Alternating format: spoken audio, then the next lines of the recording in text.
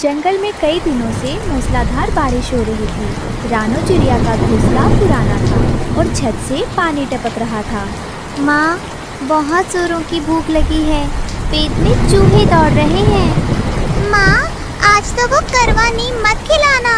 हमें वो टीवी में दिखने वाली लंबी लंबी मैगी खानी है। मेरे प्यारे कुकू और गुड़िया, मेरी बात सुनो और शांत हो जाओ। मुझे पता है कि तुम्हें बहुत भूख लगी है, लेकिन ये जंगल है, शहर नहीं। यहाँ वो टीवी में दिखने वाली लंबी लंबी मैगी कहाँ मिलेगी।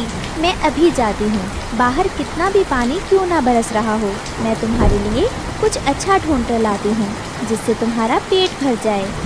रानो, बाहर बहुत बारिश है, तुम कैसे जाओगी? टुन्नू जी, मैं जानती हूँ कि बाहर मूसलाधार बारिश हो रही है और ये कितना खतरनाक है, लेकिन मुझसे अपने बच्चों की भूख देखी नहीं जा रही है। एक माँ के लिए इससे बड़ा दुख और कोई नहीं हो सकता। मुझे जाना ही होगा, मुझे उनके लिए कुछ न कुछ लाना ही पड़ेगा। रानो भीगते हुए उड़कर लालू तोता की दुकान पर पहुँचती है। लालू अपनी दुकान समेट रहा था। लालू भैया, मैं जानती हूँ कि मेरा पहले का थोड़ा सा उधार बाकी है, लेकिन क्या आप हम पर थोड़ी और दया कर सकते हैं? क्या इस समय थोड़ा दाना उधार मिल सकता है? मैं कसम खाती हूँ, टुन्नू जी के ठीक होते ही हम एक एक दाना चुका देंगे। अरे रानो दीदी, आप फिर आ गई। पहले का उधार तो बाकी है।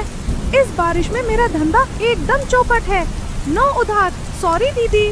भैया, आप मेरी मजबूरी को समझिए। मेरे मासूम बच्चे 2 दिन से भूखे हैं और मेरे पास उन्हें देने के लिए एक पत्ता भी नहीं है। ये मेरे लिए जीवन मरण का सवाल है। क्या आप एक माँ की मदद नहीं करेंगे?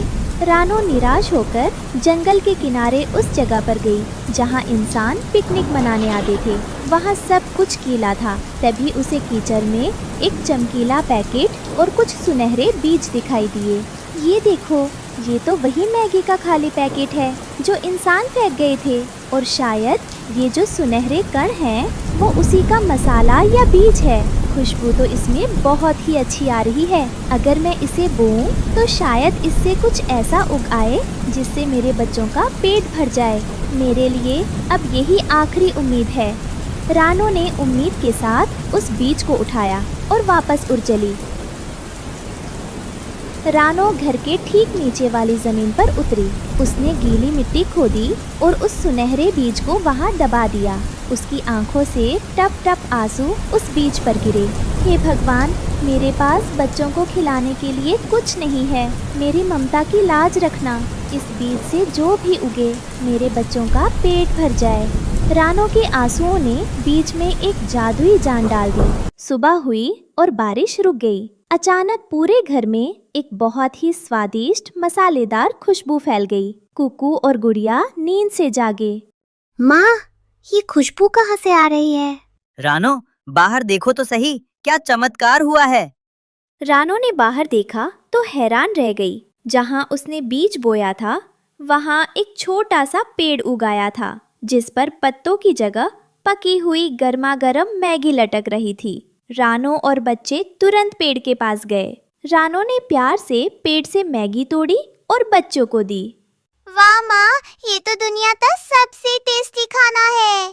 धीरे धीरे खाओ बच्चों, ये भगवान का आशीर्वाद है। माँ, अब हम कभी भूखे नहीं रहेंगे ना? नहीं बेटा, जब तक हम मिलजुल कर रहेंगे भगवान सब ठीक रखेंगे। मैगी की खुशबू हवा में उड़ते हुए कालू कौवा और उसकी पत्नी गोरी के घर तक पहुंच गई। वे दोनों अपनी बैल्कनी में बैठे थे। कालू जी, उह, क्या खुशबू है। लगता है जंगल में कोई दावत उड़ा रहा है। ये खुशबू तो उस गरीब रानो के घर की तरफ से आ रही है। कल तक तो रो रही थी, आज दावत। जरूर कोई खजाना हाथ लगा है। चलो चलकर देखते हैं। रानो अपने बच्चों को खाना खिला रही थी। तभी कालू और गोरी वहां आ धमके। जादुई पेड़ देखकर उनकी आंखें फटी रह गईं। रुको, ये पेड़ यहाँ कैसे उगा?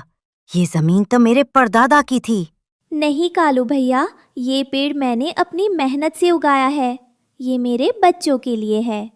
चुप कर, ये जादुई पेड़ हमारा है। हम इसे लेकर जाएंगे।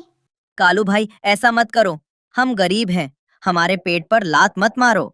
कालू ने उनकी एक ना सुनी और धमकी देकर चला गया। कि शाम को पेड़ ले जाएगा। रानो रोते हुए नदी किनारे गई, जहाँ उसकी सहेली बबली कबूतरी बैठी थी।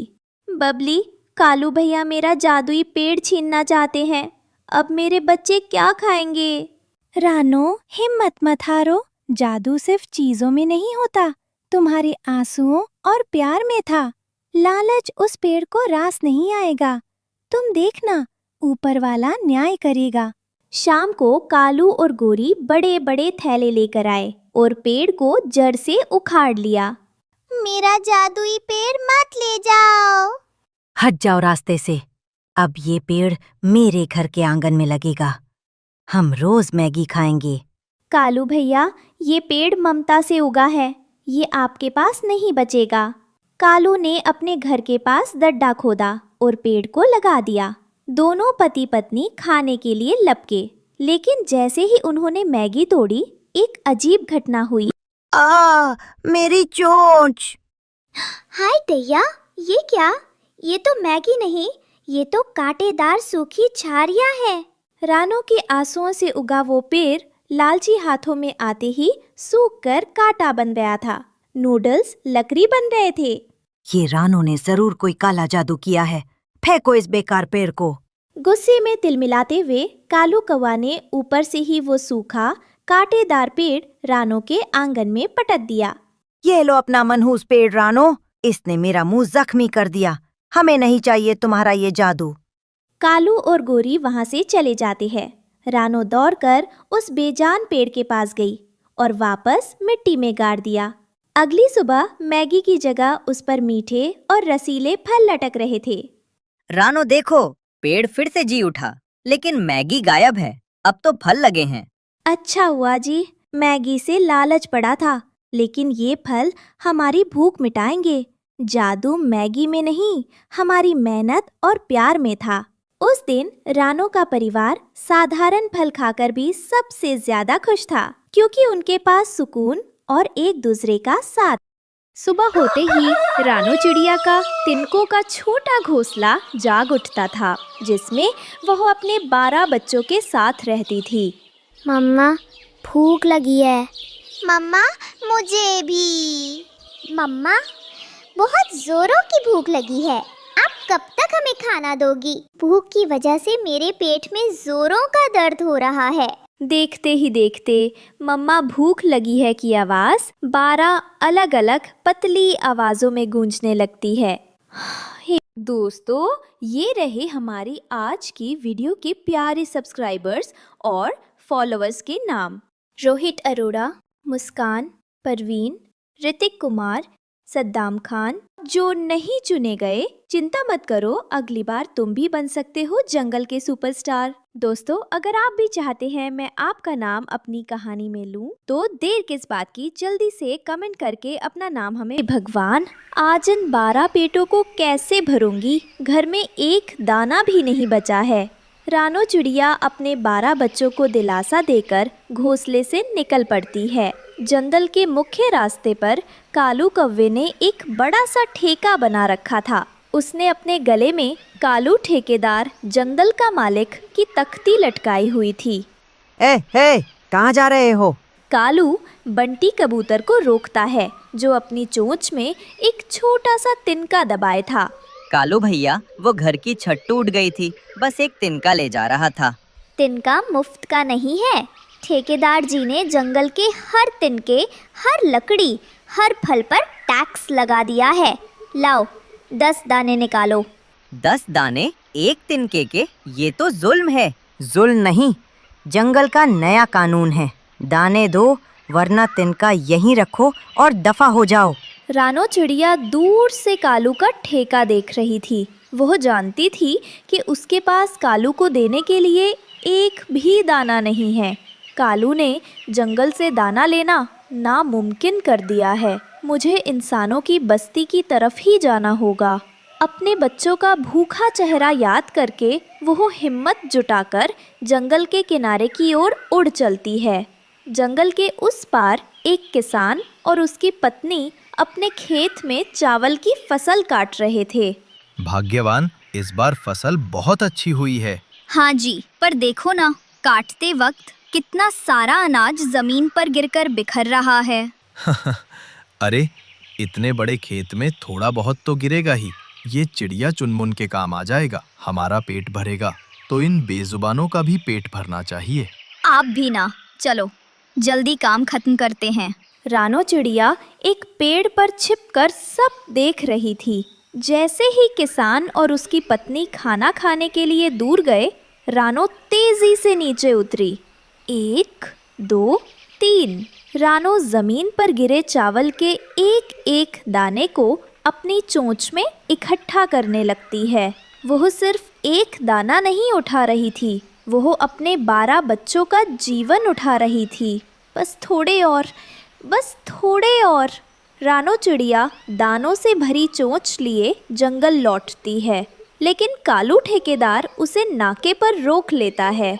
वाह वाह रानो चिड़िया, चोंच तो खूब भरी हुई है। ये तो चावल के दाने हैं, कहाँ से चुरा कर लाई? कालू भैया, ये मैंने चुराए नहीं है, ये इंसानी खेत में गिरे पड़े थे।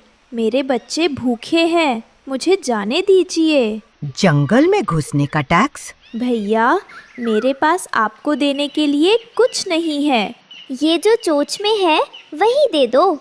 मैं ही, ये मेरे 12 बच्चों के लिए है। वो सब सुबह से भूखे हैं। तो क्या मैं भूखा मरूं? निकालो सारे दाने। कालू कौवा जबरदस्ती रानो पर झपट्टा मारता है, जिससे सारे चावल के दाने जमीन पर बिखर जाते हैं। गोरी कौवी तेजी से उन दानों को इकट्ठा करने लगती है। आइंदा टैक्स दिए बिना जंगल में घुसी तो इससे भी बुरा हाल करूंगा। थोड़ी दूर गिलू गिलहरी और हरिया तोता छिपकर ये सब देख रहे थे।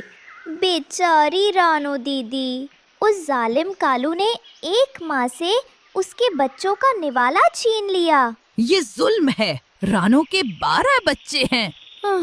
वो उन तक एक दाना भी नहीं ले जा पाई। हमें कुछ करना होगा हरिया भैया। ये अकेला रानो दीदी का सवाल नहीं है, ये पूरे जंगल का सवाल है। वे दोनों तुरंत जंगल के बाकी पक्षियों और जानवरों को ये खबर सुनाने के लिए दौड़ पड़ते हैं। कालू ने हद कर दी। उसने रानो के बच्चों के लिए लाए आखिरी दाने भी छीन लिए। अब कोई चुप नहीं बैठेगा। क्या हम सब अपने बच्चों को भूखा मरते देखेंगे? अगर आज हम रानो के लिए नहीं खड़े हुए तो कल हमारी बारी होगी। उनकी आवाज सुनकर सब पक्षी इकट्ठा हो जाते हैं। जंगल में कालू के अत्याचारों के खिलाफ एक धीमी दबी हुई आवाज उठने लगती है। रानो खाली चोंच लिए रोती हुई घोंसले में लौटती है। 12 बच्चे उसे देखते ही मम्मा खाना लाई, ये कहकर चिल्लाने लगते हैं। रानो की आंखों से आंसू बहने लगते हैं। उसे अपनी चोंच के कोने में फंसा चावल का बस एक दाना मिलता है। एक दाना, और बच्चे 12। वो उस एक दाने के 12 नन्हे टुकड़े करती है और एक एक कण अपने बच्चों की चोंच में डाल देती है। बच्चों की भूख जरा भी नहीं मिटी। रानो खुद पानी पीकर अपने भूखे बच्चों को देखते हुए सो जाती है। आधी रात को रानो अपने भूखे बच्चों को लोरी सुना रही थी। तभी घोंसले में एक जादुई चमकती हुई तितली आती है। रानो, मैंने तुम्हारी ममता देखी। तुमने एक दाने को 12 बच्चों में बांटा। तुम्हारी ममता का ये बलिदान साधारण नहीं है। पर मेरे बच्चे भूखे हैं। जिस जंगल में तुम जैसी माँ हो, वहाँ जुल्म नहीं चल सकता। तुम्हारी ममता ने आज जुल्म को हरा दिया है। तितली घोंसले से बाहर उड़ती है और अपने पंख जोर से फड़फड़ाती है। एक तेज जादुई हवा का झोंका सीधे कालू के ठेके की तरफ जाता है। कालू और गोरी अपने ठेके पर बैठे पंछियों से लूटे हुए दाने गिन रहे थे। वो रानो तो आज भूखी ही सो गई होगी, और उसके बच्चे भी। तभी वो जादुई आंधी वहाँ पहुँचती है। अरे ये अचानक इतना तेज तूफान कहाँ से आया? हाय, मेरे दाने, मेरे सारे दाने उड़ गए। कालू जी, मुझे पकड़ो। मैं खुद को नहीं संभाल पा रहा हूँ, बचाओ! वो जादुई आंधी कालू और गोरी दोनों को उनके ठेके, लूटे हुए दानों और उनकी ठेकेदार वाली तख्ती समेत उड़ाकर जंगल से बहुत दूर किसी बंजर जमीन पर फेंक देती है, जहाँ दूर दूर तक कोई दाना या पक्षी नहीं था।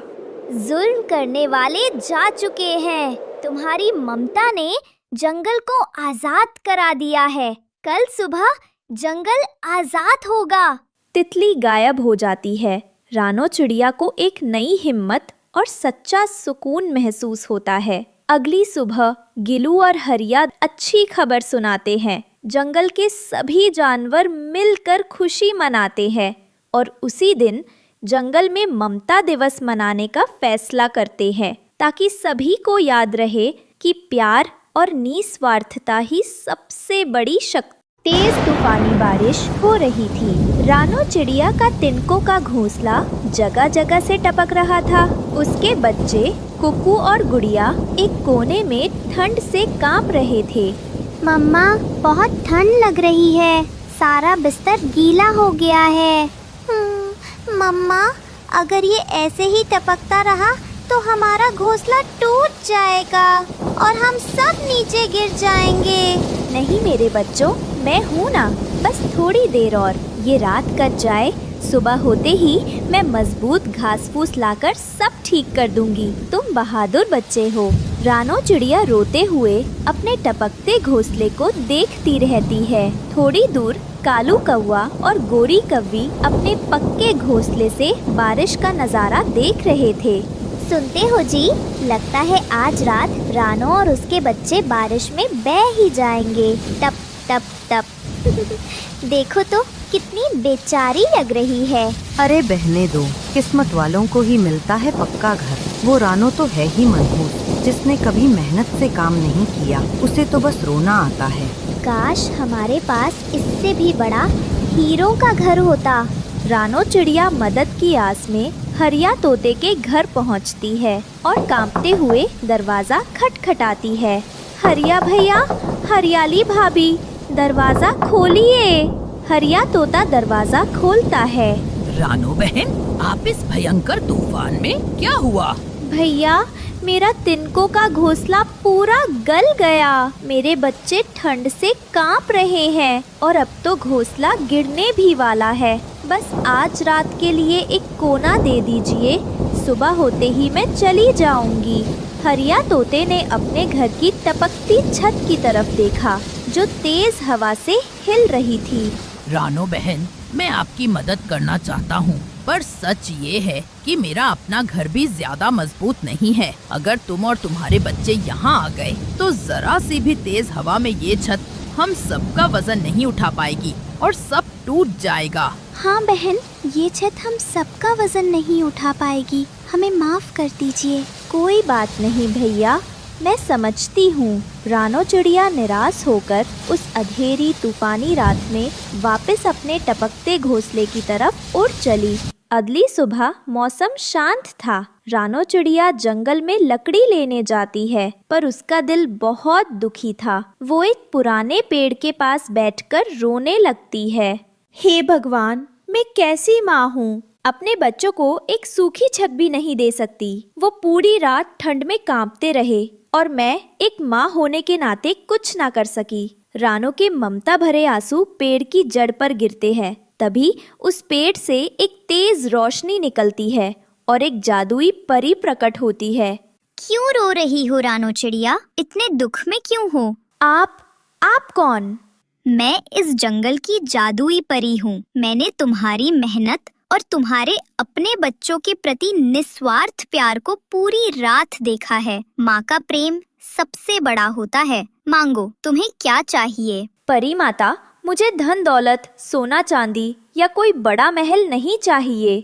मेरी बस एक ही विनती है, मेरे बच्चों को एक ऐसी छोटी सी छत मिल जाए जो बारिश में जरा भी न टपके, ताकि वो बस चैन से सो सके और मैं भी उन्हें निश्चिंत होकर देख सकूं। रानो, तुम्हारी आंखों में लालच नहीं, सिर्फ ममता है। मैं तुम्हारी निस्वार्थ भावना और संतोष से बहुत प्रसन्न हुई। परी अपनी छड़ी घुमाती है। जाओ रानो, घर जाओ। तुम्हारा वरदान तुम्हारी प्रतीक्षा कर रहा है। संतोष और ममता ही सबसे बड़े गुण हैं। रानो चिड़िया उड़कर वापस अपने घोंसले की जगह पहुंचती है और हैरान रह जाती है। उसके टूटे फूटे घोंसले की जगह एक छोटा खूबसूरत सोने का घर चमक रहा था। ये तो बिल्कुल नहीं टपकेगा, अब हमें ठंड नहीं लगेगी। मम्मा, ये देखो जादुई घर, इसकी चमक तो सूरज से भी ज्यादा है। ये तो बिल्कुल नहीं टपकेगा। रानो चिड़िया की आंखों में खुशी के आंसू थे। वो अपने बच्चों के साथ उस सुनहरे घर में चली जाती है। जंगल में रानो के सोने के घर की खबर आग की तरह फैल गई। सोने का घर इस रानो के लिए? ये जरूर कोई चाल है। ये घर हमारा होना चाहिए। हमें इस रानो से ज्यादा कीमती घर चाहिए। जी, पता करो ये उसे मिला कैसे। अगर रानो को मिल सकता है तो हमें क्यों नहीं? हरिया तोता, हरियाली तोती और बंटी कबूतर रानो को बधाई देने आते हैं। रानो बहन, ये तो चमत्कार हो गया। आखिरकार आपकी मेहनत सफल हुई। ये सब जादुई परी की कृपा है हरिया भैया। मैं तो बस अपने बच्चों के लिए एक छत मांग रही थी, उन्होंने तो सोने का घर दे दिया। ये बातें कालू और गोरी छुपकर सुन लेते हैं।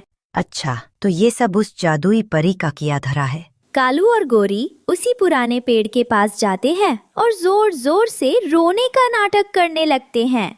हाय, हम लुट गए, हम मर गए, हमारे पास रहने को घर नहीं है। हाँ, हमारे बच्चे भूखे प्यासे हैं। जादुई परी फिर से प्रकट होती है, लेकिन इस बार उसकी आंखों में गुस्सा था। क्यों झूठ बोल रहे हो कालू? तुम्हारे पास तो पक्का घर है। परी, हमें रानो से दुगना बड़ा सोने का घर चाहिए और उसमें हीरे भी लगे हों। लालची कौवे, रानो को उसकी अच्छाई और संतोष का इनाम मिला था। तुम्हारे मन में सिर्फ लालच भरा है। हमें कुछ नहीं सुनना, हमें घर चाहिए, मतलब चाहिए। तुम्हें तुम्हारी लालच का फल जरूर मिलेगा। परी अपनी छड़ी घुमाती है और गायब हो जाती है। कालू और गोरी खुशी से उड़ते हुए अपने घोंसले की तरफ जाते हैं, लेकिन जैसे ही वो वहाँ पहुँचते हैं, तेज आंधी और बारिश आती है और उनका पक्का घोंसला तिनके तिनके की तरह बिखर कर उड़ जाता है। नहीं, ये क्या हो गया? हाय, हमारा घर चला गया। अब हम कहाँ रहेंगे?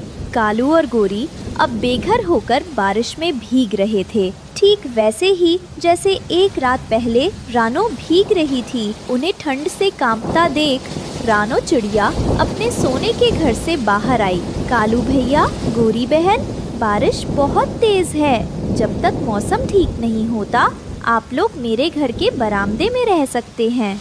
बंटी कबूतर और हरिया तोता अपनी खिड़की से ये देख रहे थे।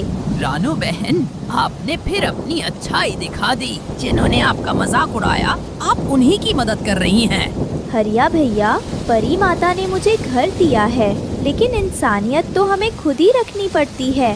मेरे बच्चों को सूखी छत मिली, अब किसी और को भी दुख में नहीं देखना चाहिए। कालू और गोरी शर्म से अपनी नजरें झुका लेते हैं। रानो बहन, हमें माफ कर दो। जब आपको मदद की जरूरत थी, हमने आपका मजाक उड़ाया, पर आज आपने हमारे बुरे वक्त में साथ दिया। उन्हें समझ आ गया था कि लालच का फल बहुत बुरा होता है, जबकि संतोष और दया सोने से भी ज्यादा कीमती। नदी के किनारे एक पुराने कमजोर पेड़ पर रानो चिड़िया का एक छोटा सा घोंसला था। इस घोंसले में रानो चिड़िया अपने दो छोटे बच्चों गुड़िया चिड़िया और कुप्पू चिड़ा के साथ सिमटी हुई थी। बाहर बर्फीली हवा साए साए कर रही थी और घोंसले के हर सुराख से वो कहर बनकर अंदर दाखिल हो रही थी। माँ, बहुत ठंड लग रही है। माँ, भूख भी लगी है, पेट में कुछ नहीं है। मेरे बच्चों, बस थोड़ा सा सब्र करो। देखो, मैं तुम्हें अपने पंखों में गर्मी दे रही हूँ। सुबह होते ही मैं आप लोगों के लिए दाना ले आऊंगी। और जो ठंड पड़ रही थी वो मामूली नहीं थी, ये एक बर्फीले तूफान का आगाज था। अगली सुबह ठंड और बढ़ चुकी थी। जमीन पर बर्फ की हल्की चादर बिछ गई थी। रानो के बच्चे ठंड और भूख से बेहाल थे। रानो ने हिम्मत जुटाई और उड़कर जंगल के सबसे मजबूत पेड़ पर बने कालू कौवे के घर पहुंची। कालू भाई, दरवाजा खोलिए। कालू भाई। कालू कौवे ने बेमन से दरवाजा खोला। क्या बात है रानो, सुबह सुबह हमारी नींद खराब कर दी। कालू भाई, मेरे बच्चे भूख से मर रहे हैं। घोंसले में एक दाना नहीं है और ठंड से वो बेहाल हैं। अगर आपके पास कुछ खाने को हो, बस थोड़ा सा। देखा, मैंने कहा था ना, ये मांगने ही आई होगी। अरे जब मौसम अच्छा था तब सोचना चाहिए था। हमने दिन रात मेहनत करके अनाज जमा किया है, ऐसे ही किसी को देने के लिए नहीं। गोरी सही कह रही है रानो, हर किसी को अपने बच्चों के लिए खुद ही सोचना पड़ता है। जाओ, जाकर खुद मेहनत करो, हमारे पास फालतू अनाज नहीं है। कालू ने रानो के मुंह पर ही दरवाजा बंद कर दिया। रानो अब हरिया तोते के घर पहुंची। हरिया भाई। अरे रानो बहन, आप आइए, अंदर आइए। आप इतनी कांप क्यों रही हैं? क्या बताऊं हरिया भाई, घर में खाने को कुछ नहीं है। बच्चे ठंड से अकड़ रहे हैं। कालू भाई के पास गई थी, मगर उन्होंने। हम समझ गए रानो बहन, कालू भाई का दिल तो पत्थर का है। लेकिन सच कहें तो इस बार ठंड ने हमें भी बहुत परेशान किया है। हमारे पास भी ज्यादा इंतजाम नहीं है। हरियाली तोती अंदर गई और एक छोटा सा अमरूद का टुकड़ा ले आई। बहन, अभी हमारे पास बस यही है, आप ये ले जाइए और बच्चों को खिला दीजिए। अल्लाह रहम करेगा। आपका बहुत बहुत शुक्रिया हरियाली बहन, आपने मेरे बच्चों के बारे में सोचा। वो जानती थी कि इतने से 2 बच्चों का पेट कैसे भरेगा। रानो ने सोचा कि एक और कोशिश की जाए। वो बड्डी कबूतर और बबली कबूतरी के घोंसले पर गई। उनके बेटे बिट्टू ने रानो को देखा। अम्मी देखो, रानो आंटी आई हैं। रानो बहन, आप इस तूफान में, सब खैरियत तो है? बंटी भाई, बच्चे भूखे हैं। रानो बहन, आप हमें शर्मिंदा मत कीजिए, आप फौरन ही ले जाइए। हम और बिट्टू आज पानी पीकर गुजारा कर लेंगे, लेकिन आपके बच्चे भूखे नहीं सोएंगे। हाँ बहन, बस हिम्मत रखिए, ये मुश्किल वक्त भी गुजर जाएगा। उसने शुक्रिया अदा किया और उन दानों को लेकर अपने घोंसले की तरफ उड़ चली। रानो जब घोंसले में पहुंची तो दिल कांप गया। अमरूद का टुकड़ा और मुट्ठी भर दाने गुड़िया और कुकू ने एक पल में खत्म कर दिए। उसी वक्त बर्फीली हवा का एक जोरदार झोंका आया। माँ, हमारा घर टूट गया। माँ, सांस नहीं आ रही। कुकू, मेरे बच्चे, तुम्हें क्या हुआ? रानो ने जल्दी से कुछ तिनके लगाकर सुराख बंद करने की कोशिश की, लेकिन हवा बहुत तेज थी। कुकू की हालत बिगड़ रही थी और उसका जिस्म तप रहा था। रानो समझ गई, उसके बेटे को ठंड लग गई थी और तेज बुखार चढ़ रहा था। ये जंगल की सबसे खौफनाक रात थी। बर्फबारी शुरू हो चुकी थी। रानो का टूटा हुआ घोंसला किसी भी पल गिर सकता था। माँ, मुझे बहुत डर लग रहा है, क्या हम मर जाएंगे? नहीं मेरी बच्ची, आपकी माँ के होते हुए आप लोगों को कुछ नहीं होगा। आप बस आंखें बंद कर लो। या अल्लाह, मुझ गरीब पर रहम फरमा। मैंने अपनी जिंदगी में किसी का बुरा नहीं किया। मेरे बच्चों को इस तरह सजा मत दे। मैं अपनी जान दे सकती हूँ, बस मेरे बच्चों की जिंदगी बख्श दे। कुकू अब खांस भी नहीं पा रहा था। उसकी सांसें बहुत हल्की चल रही थी। रानो बार बार उसे हिलाती, कुकू बेटा आंखें खोलो, बात करो। रानो से अपने बच्चों की ये हालत देखी नहीं गई। वो इस तूफानी रात में घोंसले से बाहर निकली। माँ, आप कहाँ जा रही हैं? हमें छोड़कर मत जाओ। मैं कहीं नहीं जा रही गुड़िया, मैं बस आप दोनों के लिए गरम कपड़े और खाना लेकर अभी आती हूँ। आप अपने भाई का ख्याल रखना। रानो बर्फीले तूफान में उड़ पड़ी। वो हर पेड़, हर घोंसले पर गई, ये उम्मीद करते हुए कि शायद कहीं कोई सूखी घास, कोई रुई का टुकड़ा या खाने का एक दाना मिल जाए। लेकिन सब तरफ सिर्फ बर्फ थी। ये एक माँ की अपनी औलाद को बचाने की आखिरी जद्दोजहद थी। उधर जंगल के बाकी पंछी अपने अपने मजबूत घरों में बैठे थे। हरिया जी, मुझे रानू बहन की बहुत फिक्र हो रही है। उस बेचारी के बच्चे कितने छोटे हैं। हमने बस जरा सा अमरूद दिया, उतने से क्या हुआ होगा। मैं भी यही सोच रहा हूँ हरियाली, ये तूफान बहुत जालिम है। सुनिए जी, रानू बहन अभी तक लौटी नहीं, बच्चे अकेले होंगे। मेरा दिल बहुत घबरा रहा है। तो मैं क्या करूं? मैंने उसे कहा था मजबूत घर बनाओ, मेरी बात नहीं मानी। अब भुगते। घंटों तक भटकने के बाद रानो को रुई का एक छोटा सा फाहा मिला। वो उसे लेकर घोंसले में पहुंची, लेकिन जब वो घोंसले में पहुंची तो उसके पैरों तले जमीन खिसक गई। कुकू कुकू खामोश लेटा था, वो हिल नहीं रहा था। माँ, माँ देखो ना, कुकू आंखें नहीं खोल रहा। मैं कब से इसे उठा रही हूँ, ये उठ ही नहीं रहा। माँ, कुकू मेरे बच्चे। उसका जिस्म बर्फ की तरह ठंडा पड़ चुका था। उसकी सांसें शायद रुक गई थी। रानो का दिल टूट गया। वो समझ गई कि उसने अपने बेटे को खो दिया है। वो अपने घोंसले से बाहर निकली और उस बर्फीले तूफान में जोर जोर से रोने लगी। कोई है, कोई मेरे बच्चे को बचा लो। मेरा कुकू मुझे छोड़कर चला गया। या अल्लाह, ये क्या जुल्म है, कोई तो मदद करो। रानो की चीखें सुनकर सब उसके घोंसले में पहुँचे। रानो बहन, हिम्मत रखो। कुकू को क्या हुआ? बंटी भाई, इसकी सांसें बहुत हल्की चल रही हैं। ये अभी जिंदा है, हमें इसे फौरन गर्मी देनी होगी। इतने में कालू कौवा का भी परिवार वहां आ पहुंचा। जब कालू ने उस नन्ही सी ठंडी पड़ी जान को देखा तो उसका पत्थर दिल भी मोम की तरह पिघल गया। गोरी, अभी इसी वक्त घर जाओ और हमारा सबसे गर्म कंबल और अनाज की बोरी लेकर आओ। हरिया भाई, रानो बहन के घोंसले में अब जान नहीं बचेगी। हम सब मिलकर इन बच्चों को मेरे घर ले चलते हैं। नहीं कालू भाई, आपका घर बहुत ऊंचा है, वहाँ हवा तेज है। बंटी भाई का घर जमीन के करीब है और चारों तरफ से बंद है, वो सबसे महफूज है। फिर वो सब बंटी के घर गए। बबली कबूतरी ने फौरन गर्म पानी का इंतजाम किया। गोरी कव्वी, जो कल रानो को भगा रही थी, आज खुद अपने पंखों से कुकू को गर्मी दे रही थी। रानो बहन, हो सके तो मुझे माफ कर देना। मैं इतना अंधा हो गया था कि अपने घमंड के आगे मुझे इन मासूमों की तकलीफ नजर नहीं आई। अगर आज इस बच्चे को कुछ हो जाता तो मैं खुद को कभी माफ नहीं कर पाता। कुछ देर बाद कुकू ने धीरे धीरे अपनी आंखें खोल दी। माँ, तूफान अभी थमा नहीं था, लेकिन उस छोटे से कबूतर के घर के अंदर आज सब पंछियों ने मिलकर उस कहर को हरा दिया था। शुक्रिया आप सबका। और उस रानो चिड़िया अपना दाना ढूंढ लेती है और फिर कालू कौवे से कहती है, कौवे भैया, मैंने अपना दाना खा लिया और अपने परिवार के लिए दाना जमा भी कर लिया, मगर तुम्हारे पास दाना नहीं है। क्या तुम अपने परिवार के लिए दाना नहीं लेकर जाओगे?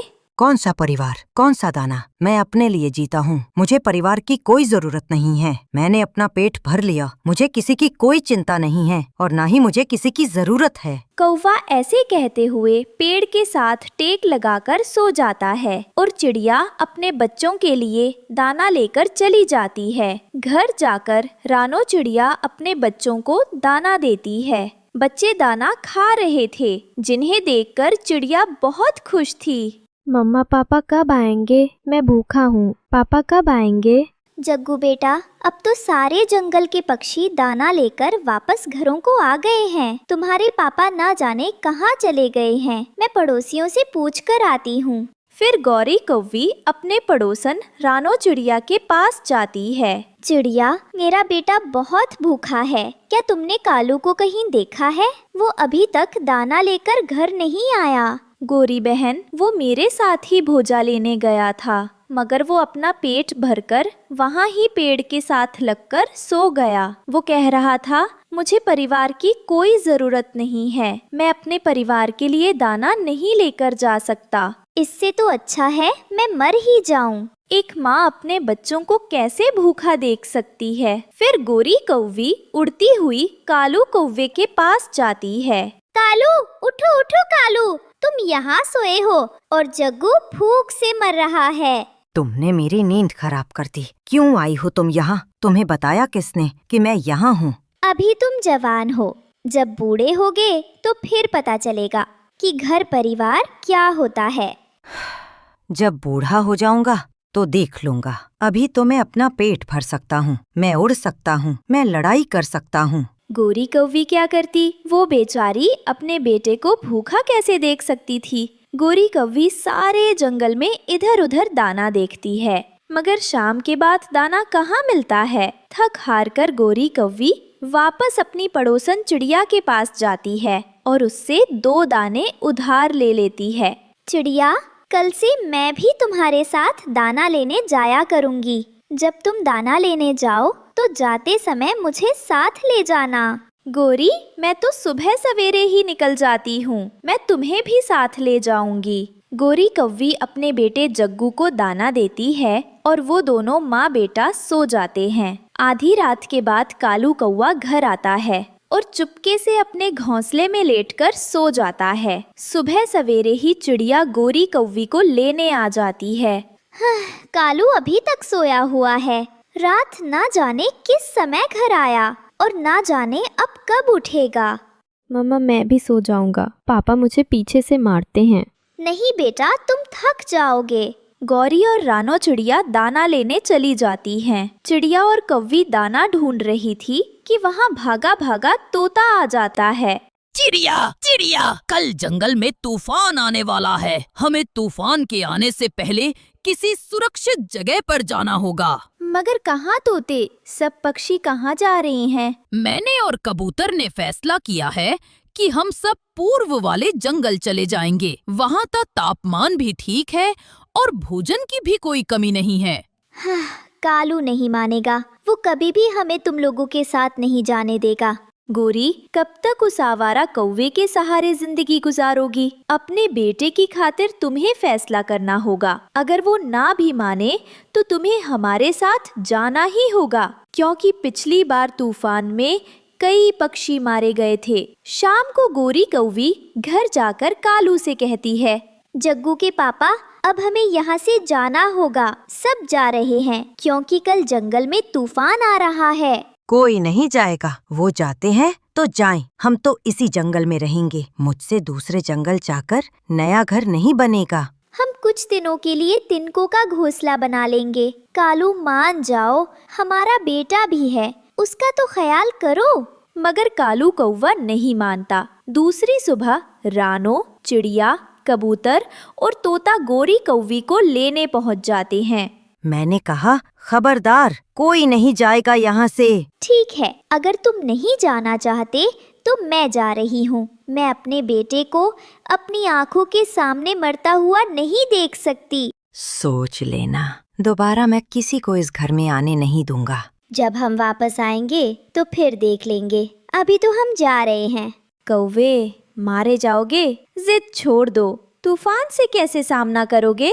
मैं कोई बूढ़ा कौवा हूँ? अभी मैं 80 साल का जवान हूँ। तेरी सारी जवानी बारिश के पानी में बह जाएगी। अपने दोस्तों के बिना, अपने परिवार के बिना तुम कैसे अकेले तूफान से मुकाबला करोगे? सब कौवे को समझाने की कोशिश करते हैं, मगर वो तो दूसरे जंगल जाकर काम करने से डर रहा था। गौरी कौवी अपने बेटे को साथ लेकर अपने दोस्तों के साथ ही निकल जाती है। दोपहर तक वो पक्षी पुराना जंगल छोड़कर नए जंगल तक पहुंच जाते हैं। फिर वो सब थोड़ी देर आराम करने के लिए रुक जाते हैं। रानो चिड़िया अपनी पोटली से दाना निकालकर अपने बच्चों को देती है। वो सब नदी से ठंडा पानी पीते हैं और फिर से उड़ते हैं। शाम से पहले पहले वो सारे दोस्त पूर्व वाले जंगल पहुंच जाते हैं। दोस्तों, अब हम रात गुजारने के लिए अपने अपने तिनकों के घोंसले बना लेते हैं। अगर मिलकर काम करेंगे तो काम जल्दी खत्म हो जाएगा।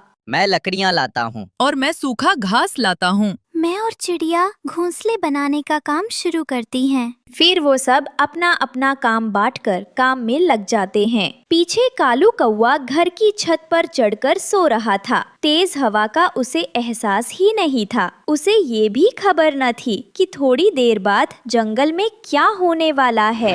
रात शुरू होने से पहले ही जंगल में तूफान आ जाता है। कौवा उठकर घर की खिड़की बंद करता है, मगर तूफान इतनी जोर का था कि उसके घर की खिड़की उखड़कर दूर जा गिरती है। बारिश का पानी कौवे के घर में आने लगता है। कौवा इधर उधर देखता है कि अब वो कहाँ जाए। अभी वो घर से बाहर निकला ही था कि उसका घर भी नीचे गिरकर टूट जाता है। कोई है, मेरी मदद करो, मैं मुश्किल में हूँ। कौवा बेबस मदद की गुहार लगा रहा था। दूसरी तरफ सारे पक्षी भूर वाले जंगल में अपने अपने घोंसले बनाकर सुरक्षित सोए हुए थे। वहाँ न बारिश थी न तूफान। कौवा उड़ने की कोशिश करता है तो एक कांटेदार पेड़ में फंस जाता है। शायद अब मैं इसी पेड़ में फंसा फंसा मर जाऊंगा। बहुत बड़ी गलती की जो मैंने उन सब की बात ना मानी।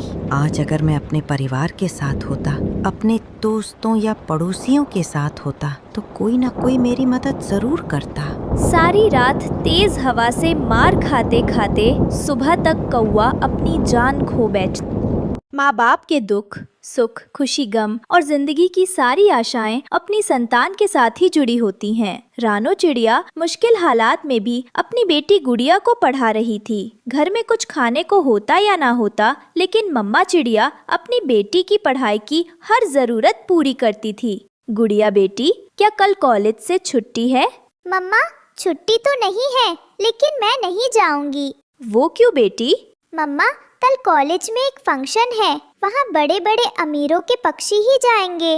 मेरे पास तो शूज भी पुराने हैं और कोई ढंग का बैग भी नहीं है। मैं हूँ ना मेरी बेटी, जाएगी, जरूर जाएगी। मम्मा चिड़िया उसी वक्त जंगल के बाजार जाती है और अपनी बेटी के लिए सुंदर से शूज और खूबसूरत लाल रंग का बैग खरीदती है। मेरी गुड़िया के पास ये बैग बहुत अच्छा लगेगा।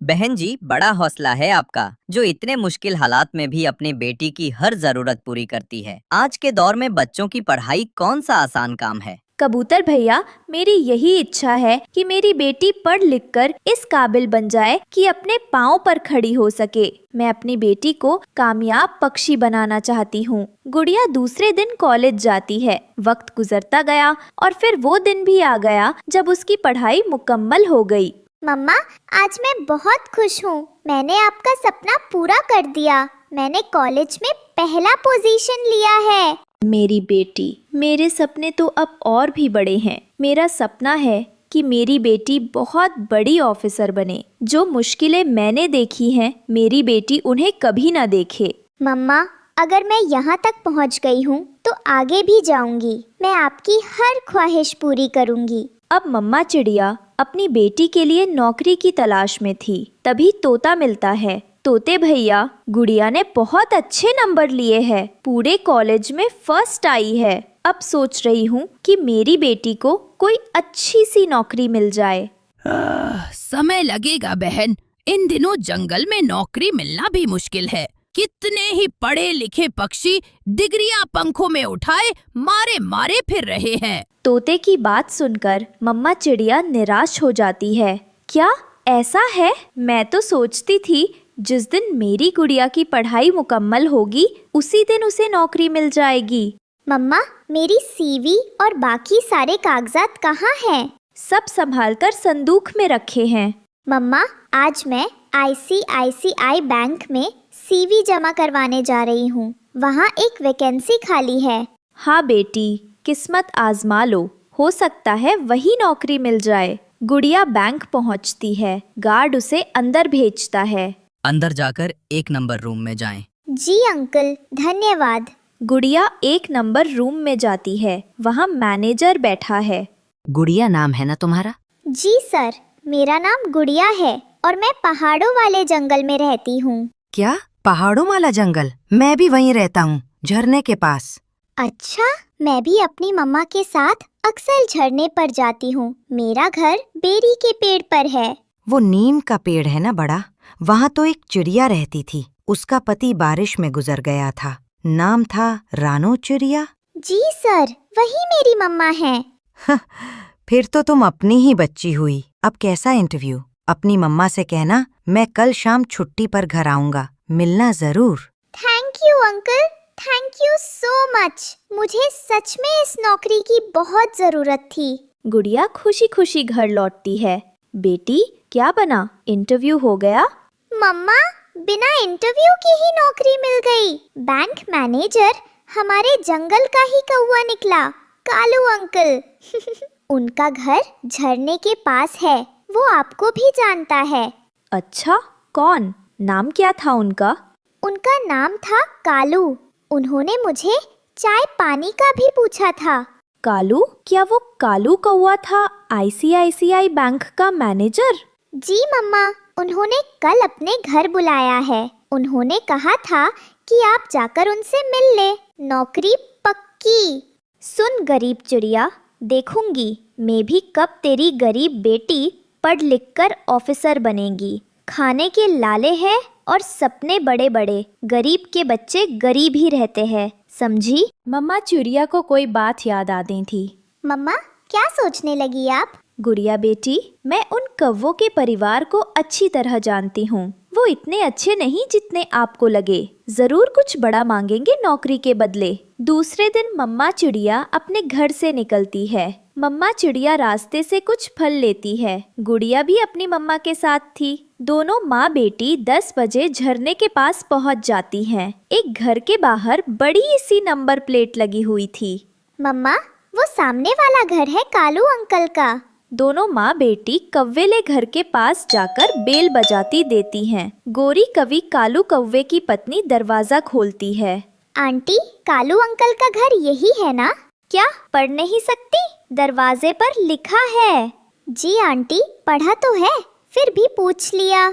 गुड़िया और उसकी मम्मा घर के अंदर चली जाती हैं। कालू अखबार पढ़ रहा था। नमस्ते अंकल जी। आ गई आप? ये बेटी है आपकी, नौकरी लेने आई थी। देखो, नौकरी ऐसे नहीं मिलती। फिर कैसे मिलती है अंकल? गोरी, इनसे बात कर लो। ये बेटी है इस चिड़िया की, नौकरी लेने आई थी कल मेरे पास। मैंने इन्हें घर बुला लिया। चिड़िया, 1 लाख रुपए रिश्वत देना पड़ेगा और ये 1 महीने में ही कमा लेगी। ये सुनकर दोनों माँ बेटी की तो सांसें रुक जाती हैं और वो एक दूसरे के मुंह की तरफ देखने लगती हैं। 1 लाख? लेकिन हम इतने गरीब हैं, कहाँ से लाएंगे? मैंने तुमसे 1 साल पहले ही कहा था, अपनी बेटी को पढ़ाने की बजाय झाड़ू पोछा सिखाओ। नौकरियाँ ऐसे ही नहीं मिलती, कुछ पाने के लिए कुछ खोना पड़ता है। रहने दो गोरी, रहने दो। मैंने तो अपने जंगल की करके घर बुलाया था इनको। मुझे क्या पता था ये पक्षी मांग तांग कर खाने वाले हैं। अब मैं ये नौकरी बुलबुल को दे दूंगा। सुन लिया? और कोई बात? अब आप जाएं। हाँ, मुझे मॉर्निंग शो देखना है। अंकल, अखबार में तो लिखा था कि अगर कोई रिश्वत मांगे तो शिकायत करें। इज्जत देना सीखिए, नहीं तो खुद बेइज्जत होंगे। चलो चलो, निकलो निकलो यहाँ से। गोरी, निकालो इन्हें घर से और ये 2 सेब और 2 केले भी उठा कर ले जाओ। ऐसे नौकरी नहीं मिलती। मम्मा और गुड़िया शर्मिंदा होकर घर लौटती हैं। मम्मा, वो कौवा अंकल तो बहुत फ्रॉडी निकला। बैंक में इतना अच्छा बन रहा था। मुझे तो इनका बहुत पहले ही पता था। ये कौवा तो चोरियां करता था। इसके पिताजी ने कुछ ले देकर इसे बैंक में लगवा दिया। मेरे साथ ही पढ़ता था ये। 1 नंबर का चोर है कालू कौवा। गुड़िया न्यूज़पेपर पढ़ती है और अगले दिन आईसीआईसीआई बैंक के हेड ऑफिस में कॉल करती है। वो शिकायत दर्ज करवाती है। सर, वो मुझसे 1 लाख रुपए रिश्वत मांग रहे हैं। आप कल अपनी मुकम्मल सीवी के साथ हेड ऑफिस दिल्ली वाले जंगल आ जाएं। गुड़िया अगले दिन इंटरव्यू देती है, पास हो जाती है और उसकी शिकायत पर कालू कौवा सस्पेंड कर दिया जाता है। अब गुड़िया आईसीआईसीआई बैंक की नई मैनेजर बन जाती है। गुड़िया ने अपने और अपनी मम्मा के सपने पूरे कर दिए। रिश्वतखोर कालू कौवा जेल की हवा खाता है और रानो चिड़िया की ईमानदारी जंगल भर में मिसाल बन जाती है। सफर कितना भी मुश्किल हो, रास्ते में कितने भी अंधेरे हों, आखिर कट ही जाते हैं और रोशनियाँ मिल ही जाती हैं, क्योंकि हर अंधेरी रात के बाद एक चमकता हुआ रोशन दिन जरूर आता है। प्यारे दोस्तों, इस कहानी को लाइक करें, शेयर करें और चैनल को सब्सक्राइब करना ना भूलें। धन्यवाद। जंगल में काली घटाएं छाई थी। तेज बारिश लगातार हो रही थी। बारिश का पानी रानो चिड़िया के घोंसले की छत से टपकने लगा। टिप टिप टिप की आवाज पूरे घर में गूंज रही थी। धीरे धीरे पानी घोंसले में भरता जा रहा था। तभी रानो चिड़िया की नींद टूटती है। अरे, पानी हमारे घोंसले में घुस आया है। कुक्कू, गुड़िया, बेटा जल्दी उठो, पानी तुम्हारी तरफ बढ़ रहा है। वो दोनों बच्चों को जल्दी से अपने पंखों में समेट लेती है। हे भगवान, मैं इस अंधेरी और बरसती रात में कहाँ जाऊँ? मेरे दोनों बच्चे नींद में हैं और बाहर तूफान मचा हुआ है। पानी लगातार बढ़ रहा था। रानो चिड़िया एक पत्ते जैसी बाल्टी से पानी निकालकर बाहर फेंकने लगी, लेकिन पानी रुकने का नाम ही नहीं ले रहा था। कुक्कू बेटा, गुड़िया, अब हमें यहाँ से निकलना ही होगा। मम्मा, मुझे बहुत डर लग रहा है। हाँ मम्मा, ये गरजते बादल मेरे कान फाड़ देंगे। अरे डरो मत, तुम्हारी मम्मा तुम्हारे साथ है। चलो मेरे पीछे आओ। जैसे ही वो अपने बच्चों को लेकर बाहर निकली, पीछे से धड़ाम की आवाज के साथ घोंसला टूटकर नीचे गिर गया। हे भगवान, तेरा लाख लाख शुक्र है, तूने हमें बचा लिया, वरना अभी अभी हम सब इस गिरते घोंसले के नीचे दब जाते। बिजली चमक रही थी। गरजते बादल जंगल को हिला रहे थे। बाकी सभी पक्षी अपने घरों में दुबके बैठे थे। कोई बाहर झांकने की हिम्मत नहीं कर रहा था। चलो बेटा, हम कोई घना पेड़ ढूंढते हैं। आज की रात वहीं गुजारेंगे। कुछ दूर जाकर उसे एक बड़ा पेड़ दिखाई देता है। वह बच्चों को लेकर उसके नीचे बैठ जाती है। मम्मा, मुझे बहुत ठंड लग रही है। मम्मा, मुझे तो खांसी भी होने लगी है। रानो चिड़िया ने पंख से कुकू का माथा छुआ। उसका पंख तपते हुए जैसे जल गया। हे राम, कुकू, तुझे तो तेज बुखार है। ऐसे कैसे ये रात गुजारूं? हमें किसी के घर मदद मांगनी पड़ेगी।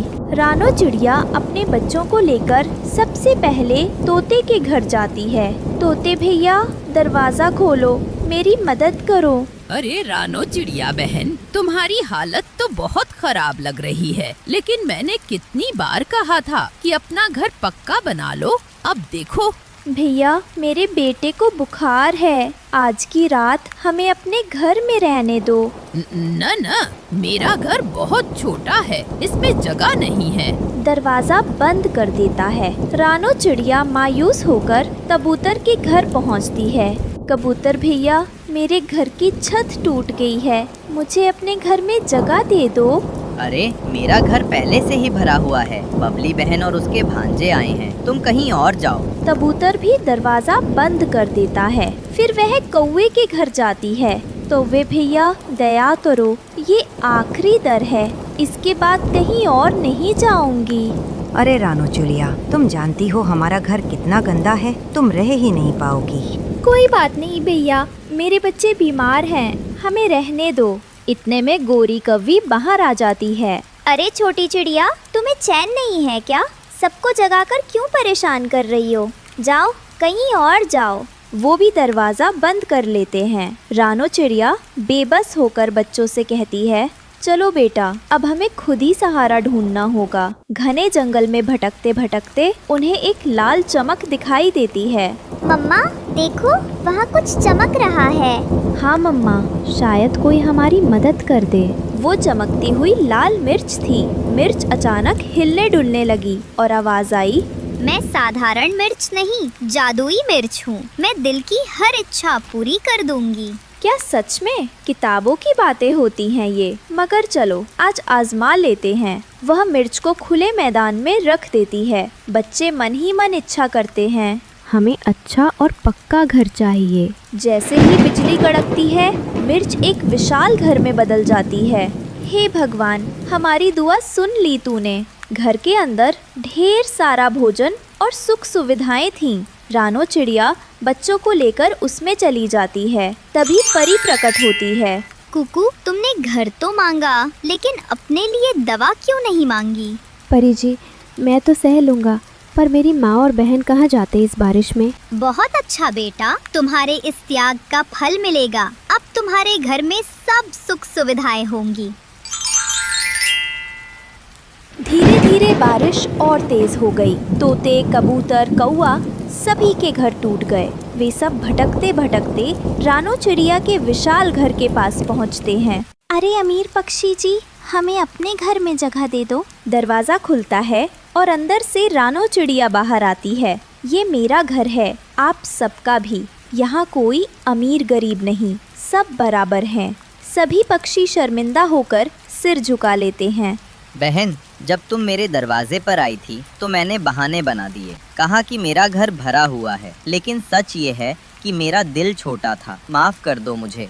हाँ बहन, मैं भी दोषी हूँ। मेरा घर छोटा नहीं था, मेरा सोच छोटा था। उस वक्त तुम्हें बाहर ठुकरा दिया। आज जब मेरा घर टूटा है तो समझ आया आसरा मिलना कितना जरूरी होता है। रानो, मैं तो हमेशा तुम्हें ताने मारता रहा, तुम्हारे गरीबपन का मजाक उड़ाता रहा, और आज देखो उसी गरीब समझी जाने वाली रानो के घर मैं आसरा मांग रहा हूँ। सच है, इंसान या पक्षी अमीर घर से नहीं, बड़े दिल से होता है। रानो चिड़िया की आंखें भर आईं। भाइयों बहनों, गलतियाँ सबसे होती हैं। आओ, इसे अपना घर समझो। सब पक्षी घर में आते हैं, भोजन करते हैं और रात हंसी खुशी गुजारते